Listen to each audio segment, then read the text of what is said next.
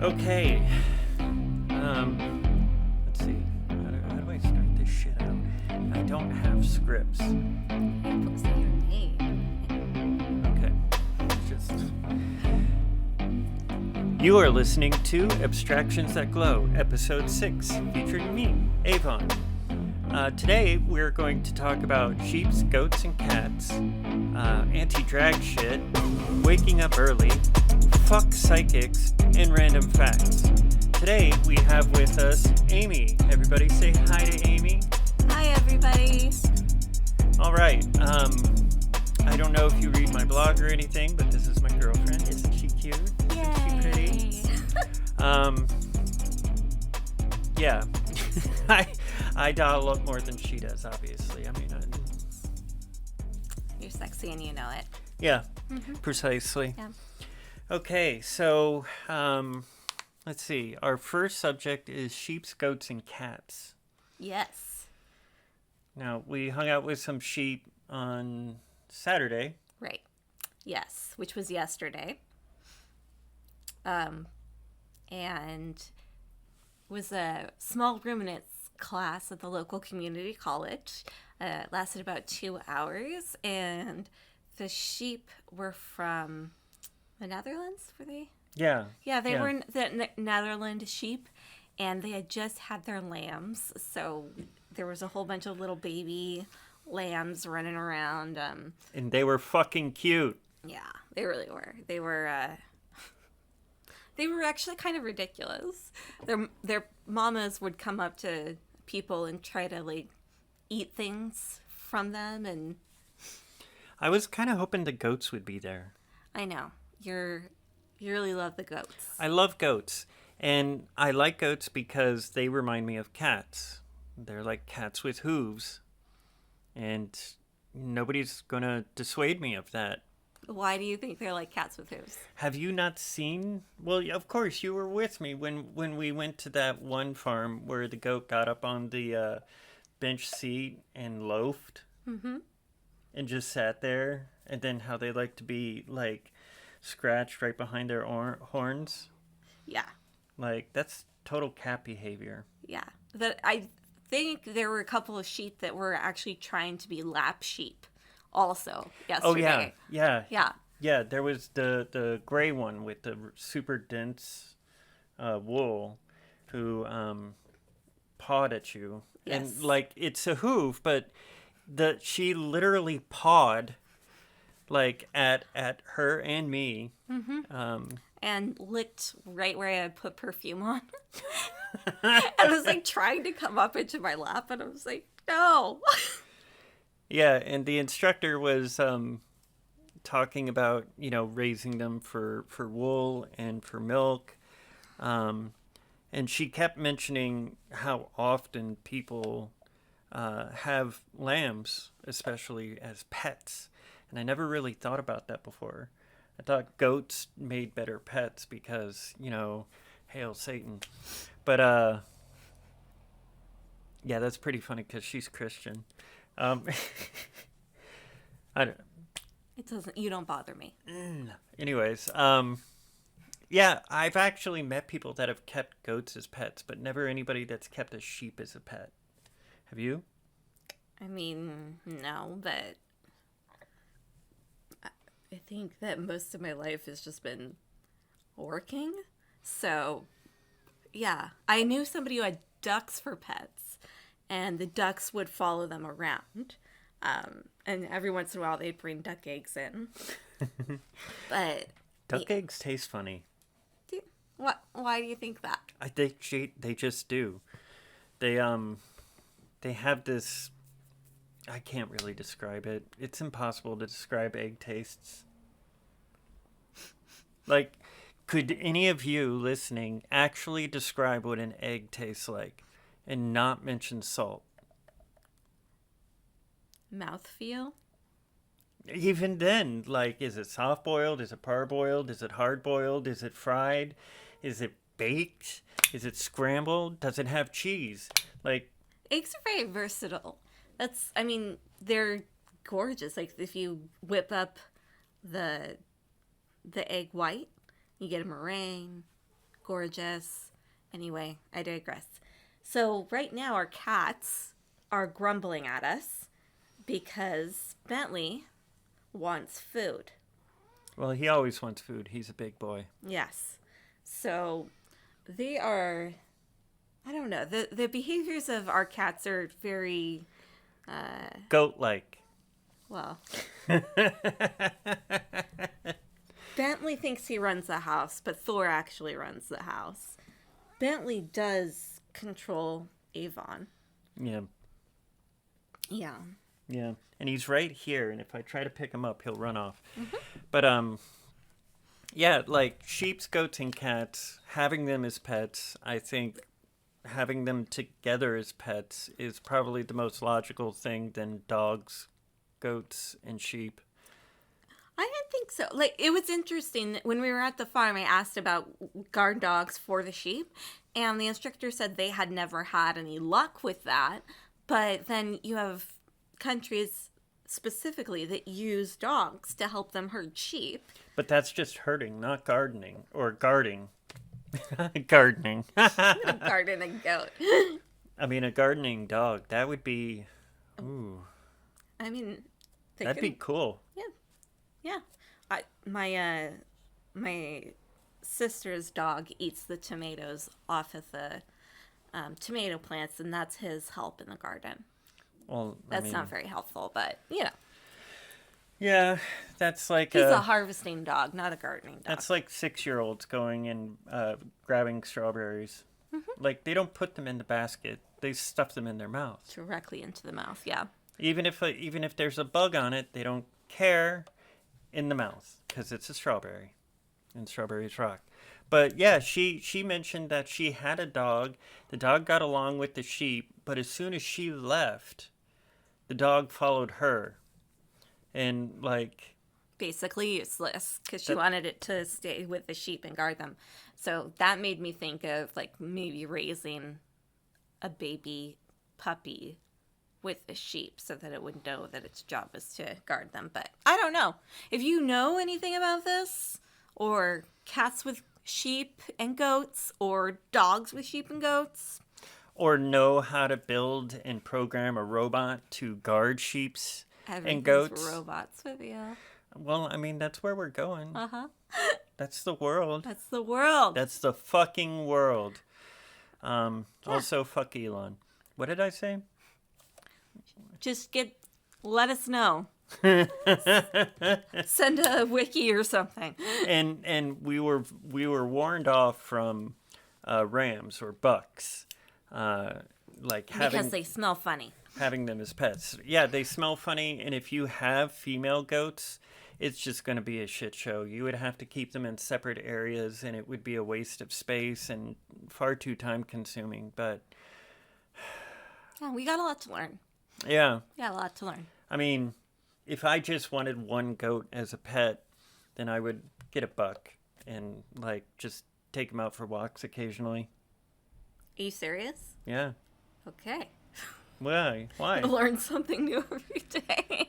Why? Why would you want a buck? Because if somebody fucked with me, he would fuck them up. Or he might just fuck you up for the fun of it. Okay, maybe. Okay, I'll have to rethink that. Yeah. But I mean, the sheep, you know, those fucking lambs nipped at me. No. Yeah, they weren't having. They wanted that titty. They wanted food, and I reached out so they could, like, you know, get a whiff of what I smelled like and try to touch them, and they were like, little fuckers. Well, you'd watch them come in blazing underneath their mom. So it's like one approaches from each side, and they just go zoom right underneath her and then grab onto her tits and, like, move their heads, and then their tails go like this. Yeah, in the hind area of the female sheep just kind of bounces like a lowrider. It is hilarious. Yeah. And the instructor told us that if the lambs get to about 6 months old and are still with the mother and feeding, that they just lift her up off the ground. Imagine if humans did that. Like human babies getting to a size where they just like knock down mom for that titty milk. Oh God. Yeah, Yeah. I'm being extraordinarily vulgar for no reason. I'm not sorry. No, you're never sorry. I mean, sometimes, I know. but not right now because I can do no wrong. Right. So what's this anti-drag thing? Oh, are we just moving on to that? I don't know how you transition these things, but Well, I yeah, figured that would be a good time to just we didn't actually talk about that. move on. Yeah, I guess we talked about the other thing for like about 8 minutes. That's good. That's good. I was just yes. Yeah. Let's just wait till the timer shows like 18 after or 19 after, and you see it up at the top there? No. Okay. For those of you who are not watching this on YouTube, we are recording it, and she's sitting here grasping her sparkling water, and Because I have a flesh wound. she sprained her thumb. Well, no, she work-related Injury. And she's giving me sour looks occasionally. It's fun. But also, she has braces, so it's really cute when she smiles. Like, you can zoom in on that. Smile. See? Oh my God! Smile on demand! Smile on demand! Do it Jeez. now! Okay.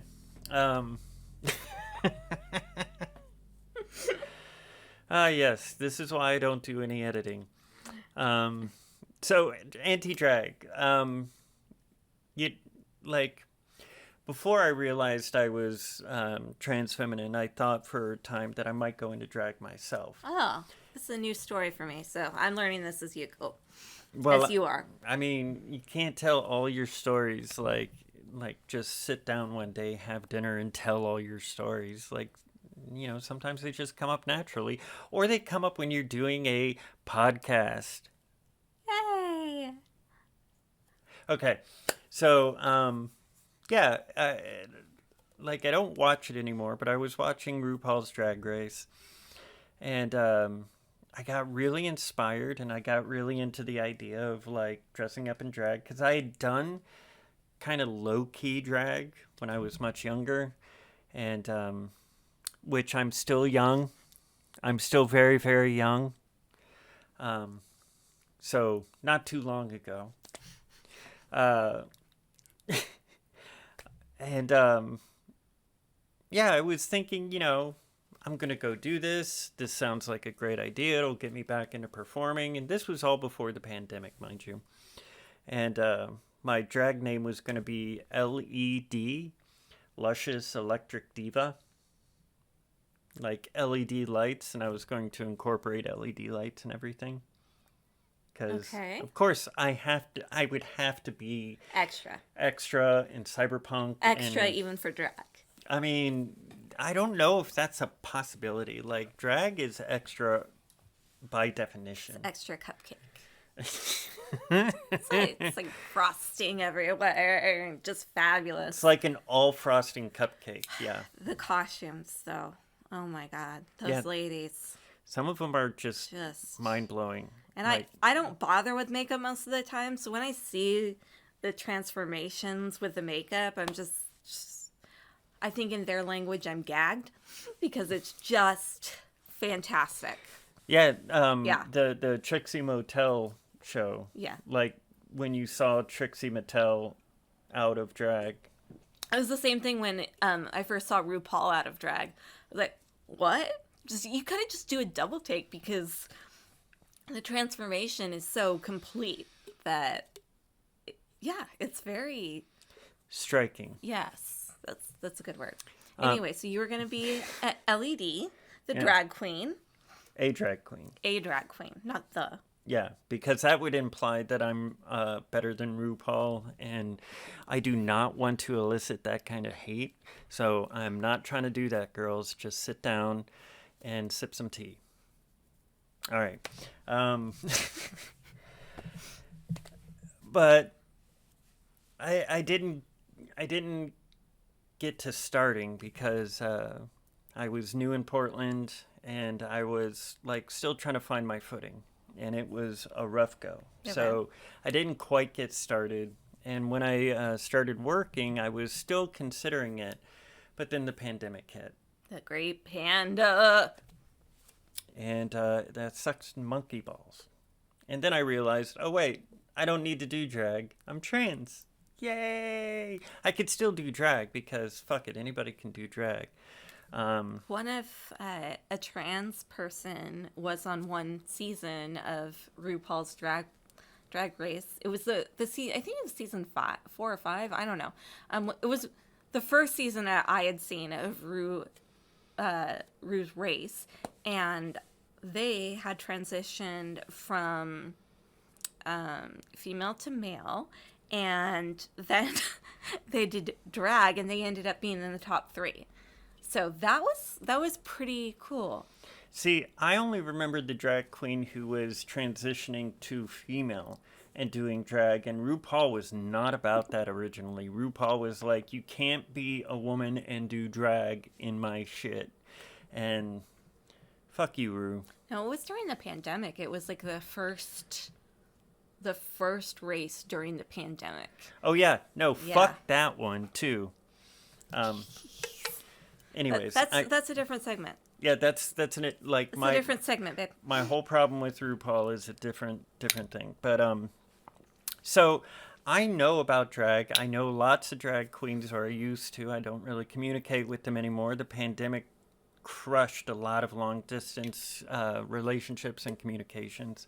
But when these fucking Nazi fucks started deciding that trans people were somehow groomers, is he attacking? Stop.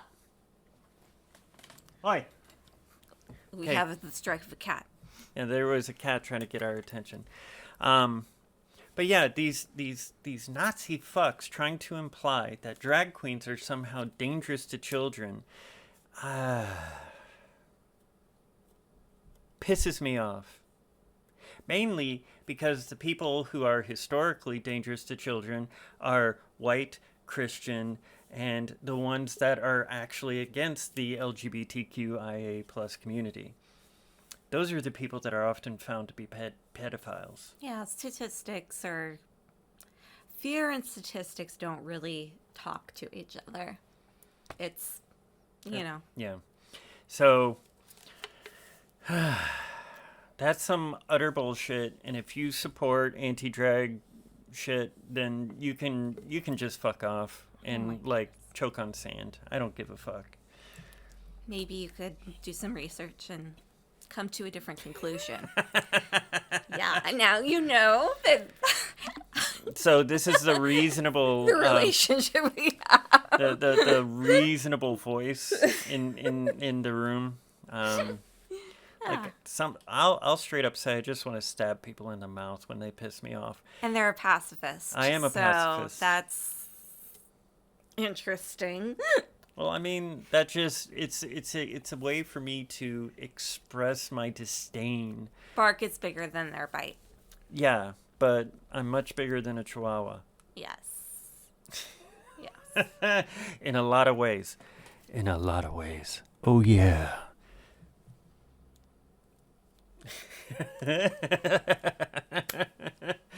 Okay, so this is might as well. This is a good enough time to switch to the next topic, which is waking up early. Which is your favorite thing to do? Listen, y'all. I used to be a cook, and I would get up at 4:30 or 3:30 in the morning to hit that kitchen and work from 5:30 to 2 or 3, and then go home and take a nap. And I could do that. I could do it, but I just didn't really have much of a... I still don't have much of a social life. Anyway, just trying. I'm a bookworm and like being at home with my cats and... I'm a cat. Yes. So, but recently my shift work is from about 2:30 to 3.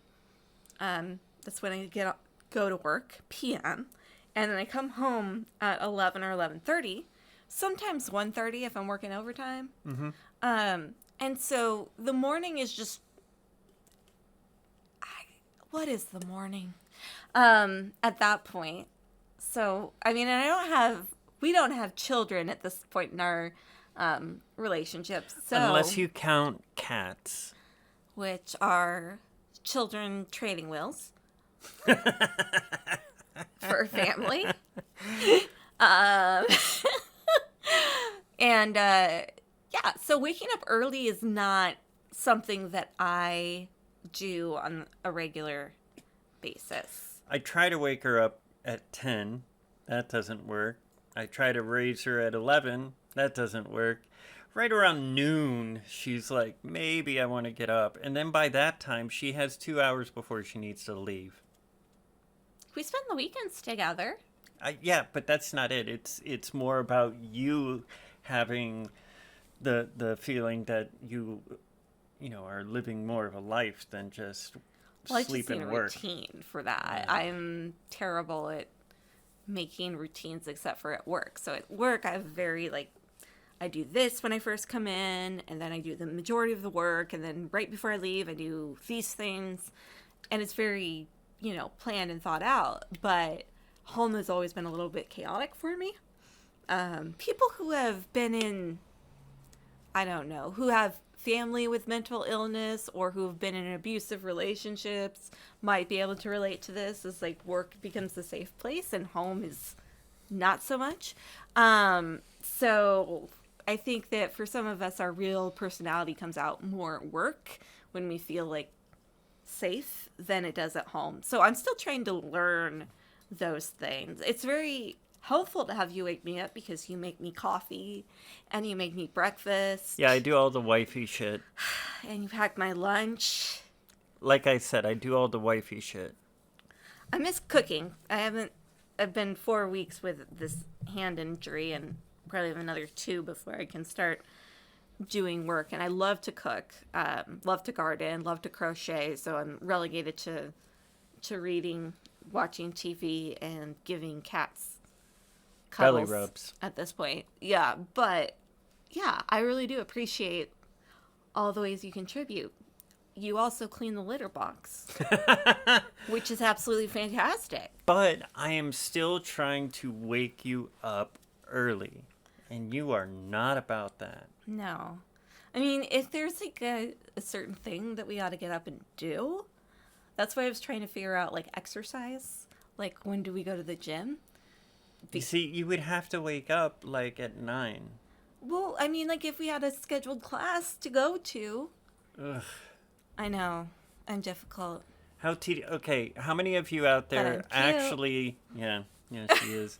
How many of you out there actually pay money to go to a gym and actually go to it like 2 or 3 times a week consistently for a year or more? I'm going to guess very few of you, because from what I understand, gyms actually make their money through people just signing up and then not showing up. People like me. Yeah. Or maybe if we decided to walk every morning at a certain time. But that means going outside, where See, the sun is. This is our problem. That is where the sun is. I love the sun, and I have a vampire as a partner. Space cat. Goth kid. Yeah, we'll go with that. Yeah, and I hate wearing fucking sunscreen. Yes, you do. It smells bad, makes my pores all stuck How up. did you do with the sunscreen from yesterday? I mean, it was okay, but I only put it on my neck. Well, good. Because my surgery scar is still healing, so I have to make sure that doesn't get super red. I want it to disappear. Because that would be great. Because I'm still self-conscious about it every time I look at it in the mirror. But that is still nothing to do with waking up early. So, what is the advantage? Sell this to me. What's the advantage of waking up early? Well, I mean, there's a lot of reasons to wake up early, but people like myself, when I get locked into a certain rote habit, It just happens. Like, I will wake up without fail between 7 and 8 every morning. Sometimes earlier, very rarely, and sometimes later, very rarely. But between 7 and 8. And the cats know this, and the cats make use of this. They want some nibbles. Yeah, and they demand the fucking nibbles. One of us has to get up and give them nibbles, and then right after they have the nibbles, they can put their fucking asses back to sleep. Because all they need is a few nibbles. And there's already an auto feeder. They can't wait for that shit. They just want it now. So you're a little bit more generous than me, because if I wake up in the morning and they still have their food left over from last night, they don't get anything. Like, if they have not touched their dinner, then I'm like, no, you have food. Yeah, but that's the only way I can keep them from waking you up. Oh. Otherwise, Bentley will nip at you and Thor will just complain until you get out of bed. Meow. Meow. Yeah. So, I used to be very much a night owl. I would stay up till like 3 or 4 in the morning and not. I would tell people specifically, if you call me before noon, I might never talk to you again. So this is strange. This is the pot calling the kettle black in a little bit. Yeah, but at the time I was like doing stage shows, I was DJing. So you were working at night. Yeah, but so you see, my work kept me up till about 3 or 4 in the morning. That was working till then. I don't see the difference here. Well, if I go to bed at 2:00, because you have to have time to wind down after work, people. Yeah, you go to bed at 2. 10 is 8 hours of sleep. Okay, so people need between 5 and 9 hours of sleep. But still, you don't wake up after 9 hours. Sometimes I do, and sometimes I don't, and sometimes I have a really hard time sleeping, and also I take drugs. Drugs. Better living through chemistry. Yeah. I have medication to help me sleep through nightmares. So that pretty much knocks me out. And yeah, and kids, when I say better living through chemistry, prescribed chemistry, not street chemistry, there is a difference. Yes. So sometimes I have a put me to bed medication, and I have a wake me up medication. So. Oh, like Michael Jackson. Yeah. Yeah. Lovely. Yes. I never thought about it that way until now, honestly. Yeah. So we've talked about this, but sometimes it's very hard to wake up because my eyes roll back in the back of my head, and I'm like, the chemicals are still doing their work. When you want me up, the chemicals are like, no, we're not done yet. Yeah, because I'm like one of the cats, bugging the fuck out of her until she gets out of bed. Yeah. I don't know why they do this. Like, I let them sleep, right? And then I'll feel just like a cat pawing at me or pawing my face or Avon just resting on top of me. Are you getting up yet? Yeah. Because, I don't want to yell or push or pinch or anything like that. Just body weight. Hey, how you doing? You know that feeling that you get when you're just like, God, please, a few more minutes of sleep. And then you're like, oh my God, somebody needs me right now. Must be like the mom feeling. Probably. Okay, so I think we milked that subject pretty hard, and what's the resolution though? You're not going to wake me up any early, or are you going to plan like something? I mean, I could like get a spoon and a pot and go ding ding ding ding ding ding ding every morning at 10. Let's not say we did. Okay. Okay. So we'll figure that out off camera and off mic. So yeah, new subject, and that is fuck psychics. This is my least favorite segment. Why? I don't know, because you guys just so angry. And I'm like, why are you so angry, little puppy? Calm down. Did you just call me a puppy? Uh-oh. I have angered the space cat. I'm not a puppy, y'all. I will never wear a puppy mask. More power to the rest of you that do, and I'm not talking about furries. You know what I'm talking about. I am not a fucking puppy. But some of y'all are cute, and I'll give you head pats if you ask in public, but not in the private way. So don't go there either. Anyways, Yes. So we watched a documentary last night about, what is her name? She was an Italian Vanna, an Italian woman who turned to psychic. Murci. Huh? Murci? I don't know. Fuck Yeah, her. Murci. Anyways, she got this Brazilian guy who she thought was really cute to be the front of this kind of psychic scam where they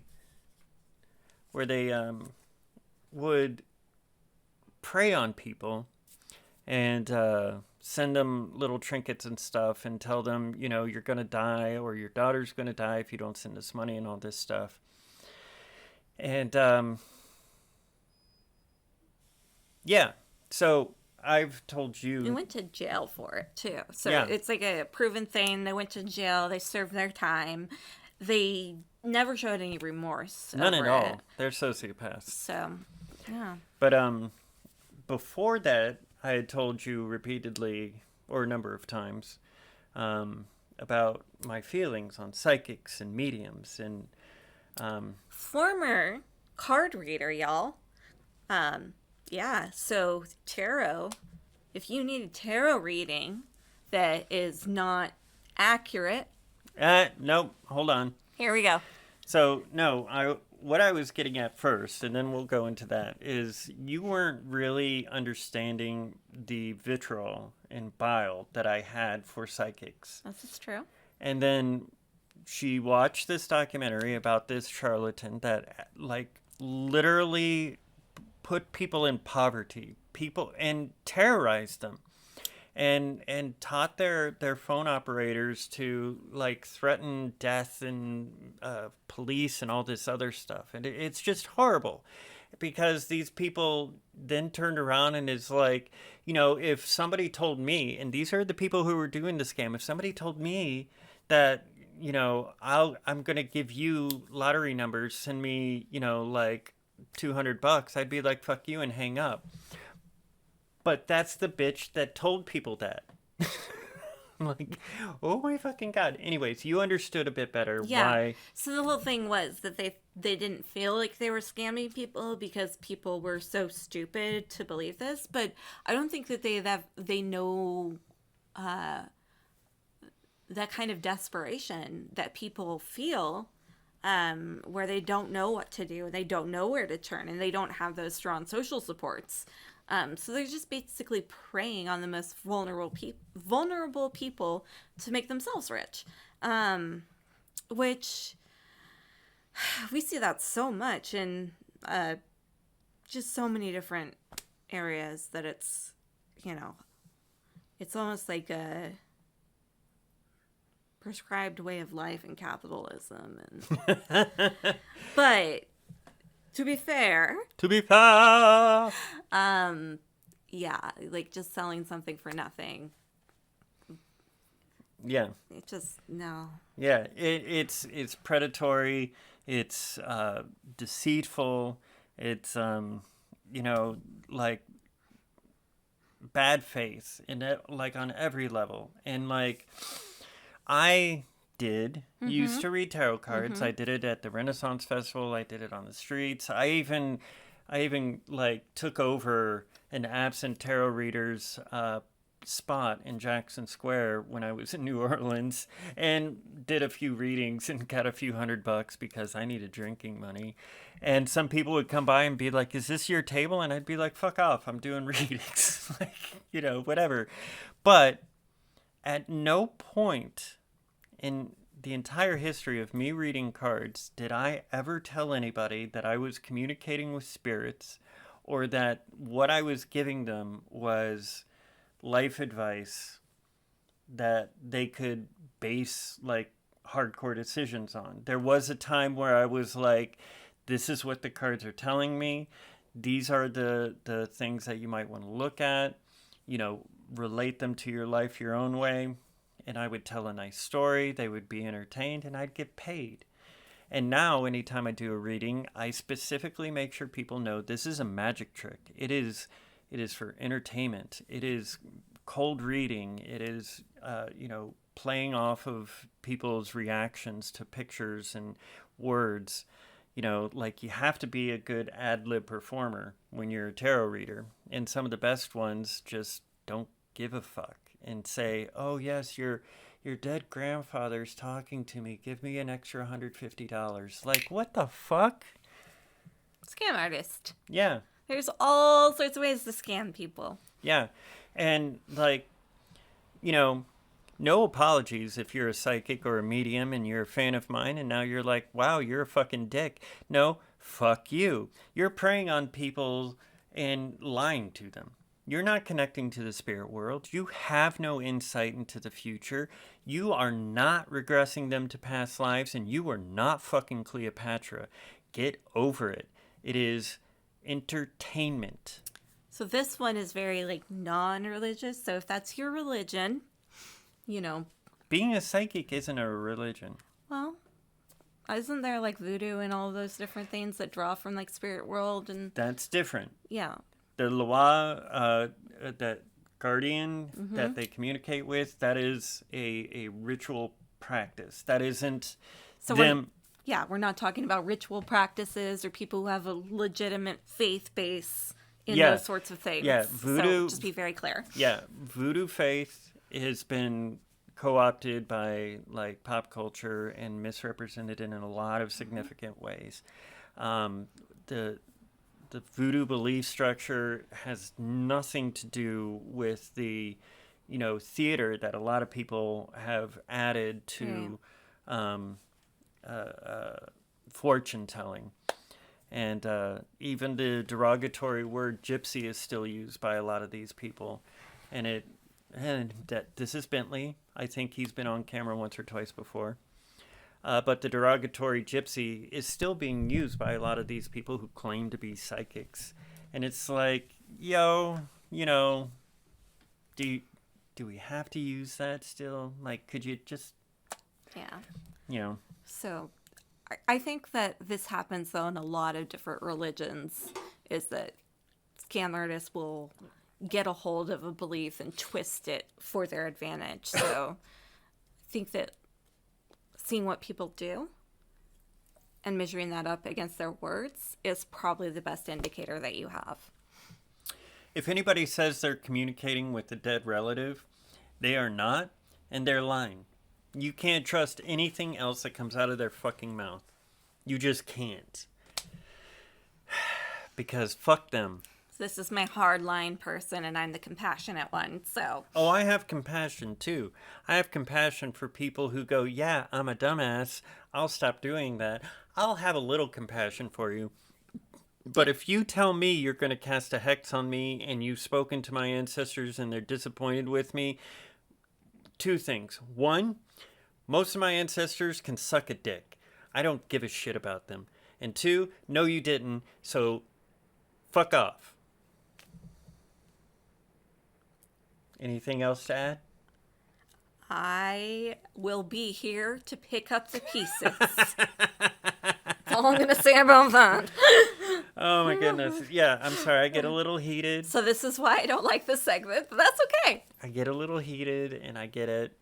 But also, like, I think there is value in the fiction and the entertainment of tarot readings and like palm readings and stuff. Like, as long as it's understood that it's an act, it's a magic trick, it's a performance, people can be entertained by all sorts of things. And if you're a good tarot card reader, you can sit down with anybody and make them feel special, make them feel like they have something to reflect on, and it may get them thinking about other things and help them out ultimately, but it's nothing you are doing as a tarot reader. I would think that it would be, if you're into that sort of thing, it would be more like gambling, where it's, you know that you're gonna lose money in this thing, and it's for entertainment purposes only.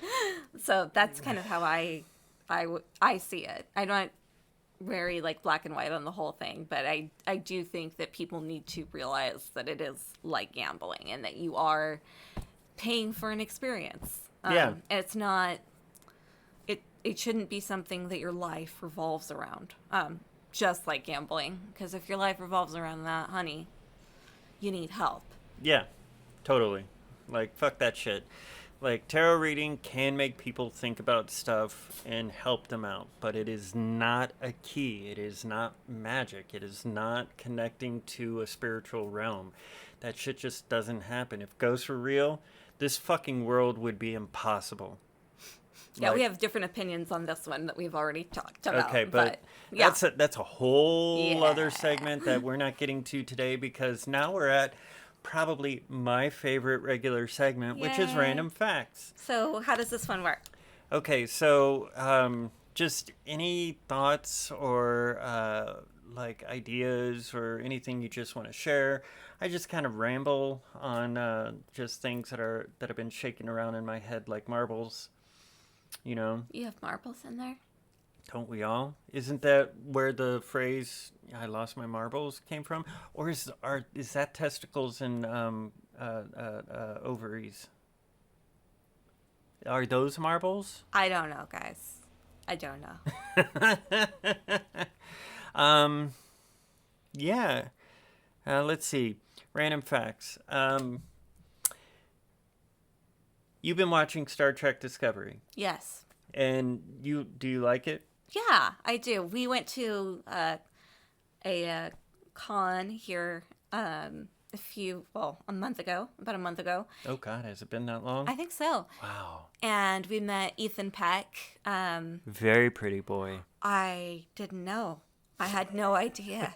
So I was just there like for the whole like ride and experience, and I knew that Star Trek people were going to be there, and Nails here is in love with Star Trek. So we go up to get a selfie with Ethan Peck when there's no line, and we get up there and I have no words because he is so beautiful. And I had no idea. such a sweet guy too. Like Yeah, he really is. he felt very genuine and present. Like a lot of performers at conventions, like they're like, hey, yeah, whatever, okay, picture, sign your shit, fuck off, you know. He was a very sweet guy. But Star Trek Discovery, like, Yeah. what do you like about it? I think I like most Star Treks that I've seen before. So I grew up with The Next Generation, the best generation. I know. Elon's like, no. Deep Space Nine. So like Riker and Jean-Luc Picard and Deanna Troi. Oh my God. First girl crush, Deanna Troi. Can I just tell you? Amazing. Anyway, so it was very episodic. So you could come in at any point in time. You didn't have to watch it from front to back to understand what was going on. It was just very much Stardate. La la la. We're doing this today. And it was kind of like a comic book in some ways, where it's just very much, it doesn't matter what they're doing. It's the characters that you fall in love with. And it was very, I think it was progressive for the time that it was in. But I mean, that's Gene Roddenberry. They were all like that, just talking about big concepts. This one is like a story that you need to be engaged in, so much to the point that when we're in season 3, 2. So when we start the new season, they have a whole like storyline recap, which you would never get in Star Trek before. Unless it was continuing from the Right. cliffhanger episode from the end of last season. Yeah, so it's interesting because you're watching these characters grow and connect with each other and deepen their relationships, and maybe their relationships completely change over the time that they're together. And just you have several heroes' journeys going on all at the same time, which is It's It's different. it's very modern storytelling. It's very common in a lot of shows these days, and plus, it's only like 13 episodes each season, not the 22 that Next Generation used to be. Right. And also LeVar Burton, we love you. Very much. Love you. But Brent Spiner, Jonathan Frakes, Yeah. what's up, homies? Yeah. Anyway, yeah, there's just so many amazing people in the Star Trek franchise. Plus, I think they're always kind of pushing the envelope for more inclusivity. Yeah. So I love Star Trek, but I hadn't watched Discovery before the convention, so I was like, whoa, what's this? And then now that we're watching it, I'm just like, wow, the graphics are beautiful. Yeah, Yeah. CGI rather. Well, Yeah. graphics, it's virtual effects, which is, that's fair. Yeah. But, yeah, no, I'm really glad you like it because I fell in love with it. Michael Burnham and Spock's relationship was really great. I liked the weaving in of Pike and, like, the Terran Empire. Lorca, the Emperor. Yeah, that was great. Like, I didn't see that coming. I should have because I've read so many of the novels. I should have put together that Lorca being light sensitive was a big giveaway. And he was the only survivor from that ship accident that they talked about. So, like, I don't know. I think they did a really good job at not tipping their hand too much, but he definitely did some shady stuff. yeah. Throughout. Like, you could tell he would either be like manipulating somebody or he would do something that seemed really out of character for Starfleet. Yeah. Yeah. Plus, he was a human in Starfleet that had a room full of weapons like a Klingon. Like, Yeah, that's unusual. like just his brutality, his fuck you, I'm going to do what I want, the light sensitivity, room of weapons. Like, This is spoilers, BT dubs. eh. And then his obsession with a woman, like, probably a third his age. Like, my goodness. Hey, dude, guy that played Lorca, I can't think of your name right now. You are fine as fuck, but, like, that gave me a little bit of creepy vibes. That's what we call good writing and execution. It's not his fault. He's just playing the script. Yeah. Yeah. Yeah. But if you don't like Discovery, you're probably racist. It's not perfect. It's just science fiction may not be their No. jam. There are Star Trek fans who absolutely hate Discovery because they think it's gone woke or whatever. And it's like, What does woke actually mean? Okay, To we're all not- the people that, like, I just want to know what you think woke means. Like, what does that word mean to you? I always get confused when people use these words, and then you're like, okay, so like let's stop, let's define the term, and then we can talk about whether that is or isn't. But I find a lot of times people just don't. We're not talking the same language when we No. talk to each other. We have different definitions for things. yeah. So. But No. like it's racism mostly because it's a black woman that's in the lead. It's and like an East Asian woman who's a prominent character.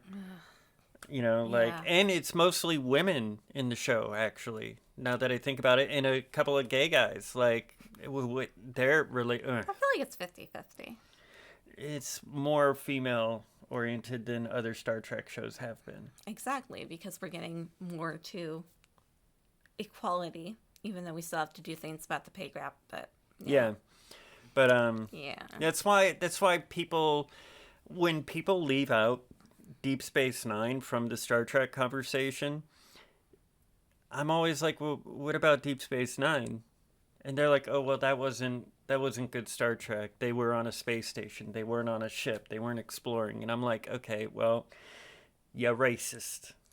I just think that Star Trek can be whatever because we're talking about space exploration and, learning about ourselves and each other in a different context. So it can be one that's completely planetary on some planet even. They haven't done that yet. So or a space station, or different ships. I like that Discovery is a science vessel instead of an exploration so much. Like I don't know, what is Enterprise? It depends on which series. Right, it's on a battleship. But the Next Generation, that was the flagship, and it was focused on diplomacy. Right. Yeah. So I like that Discovery is not focused on diplomacy.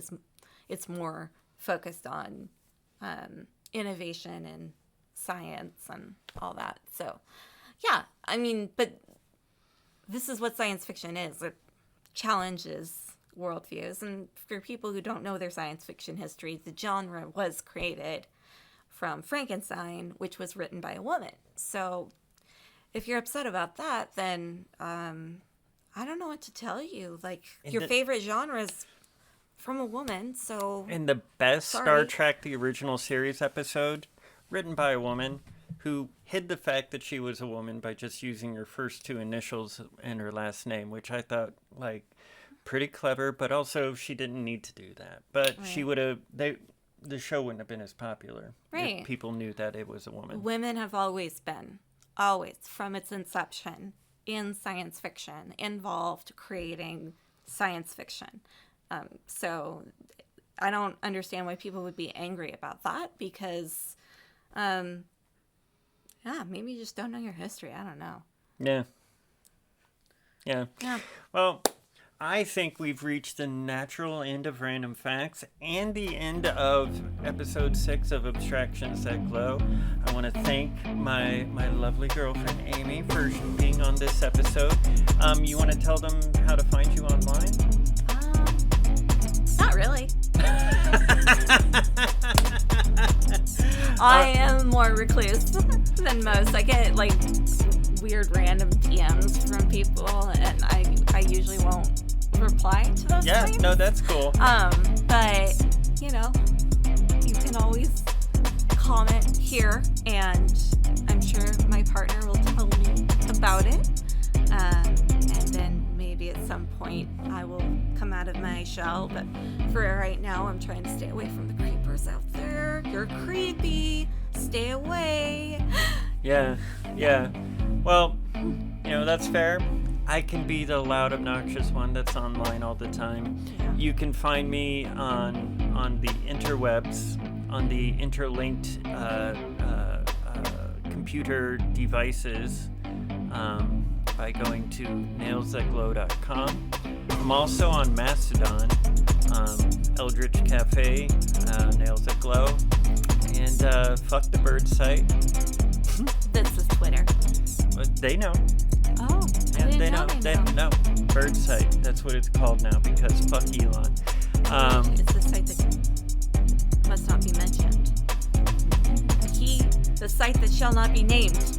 And also fuck J.K. Rowling. Hey, you made me think of it. You can also find a video version of this show on YouTube at Abstractions That Glow. Also, check out my short story project on YouTube, First Drafts That Glow. And, I think that's it. Mm-hmm. Anyways, once again, thank you for joining us, and... live long and prosper! I love you.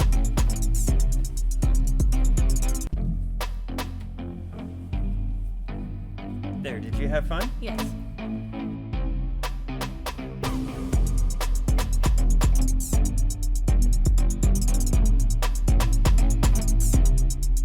Abstractions That Glow. Produced, recorded, and starring Avon. For more information, please contact us at firstdraftsthatglow@gmail.com. Also visit our website at nailsthatglow.com. Thanks again, and we'll see you next week.